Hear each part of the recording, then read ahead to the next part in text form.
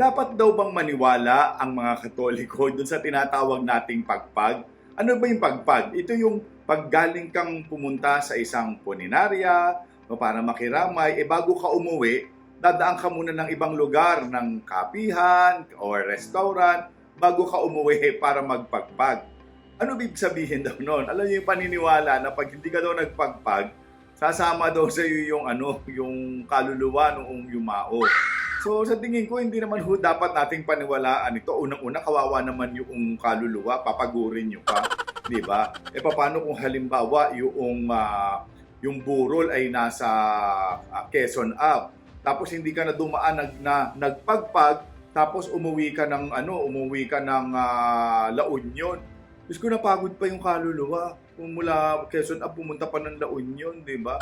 So pala hindi dapat tayong naniniwala doon kasi ang isang yumao ay payapa na, no? Wala nang nararamdaman kahit ano na sakit, no more pain, no more suffering.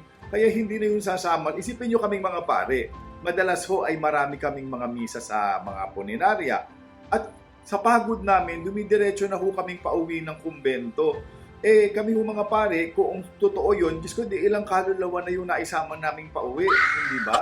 So kaya sana ang mga Katoliko ay hindi naniniwala dito sa pagpag. Siguro, kung lalabas kayo, dahil gusto nyo kumain, ganun, pero hindi dahil sasama yung kaluluwa. Parang kawawa naman yung kaluluwang yung papagurin pa. Kasi halimbawa din, kunwari, 5 kayo iba-ibang bumisita doon sa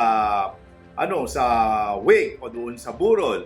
Tapos yung 5 umalis doon, hindi lahat nagpagpag o hindi lahat dumaan sa kapihan at lahat yung 5 umuwi ng kanya-kanyang bahay. Doon sa 5, kanino sasama yung kaluluwa? Di ba? Kanino siya sasama kung yung 5 yun lahat dumiretsong pauwi ng bahay? Di ba? So, practically at saka spiritually, tayo ay bilang isang Katoliko ay hindi naniniwala sa pagpag. Ang pinapaniwalaan po natin ay ang ipanalangin ang mga mahal nating yumao na sana sila'y makapasok na sa kaharian ng Diyos. If you have any other questions for me, you can send them anonymously by clicking the link on this post. Thank you very much.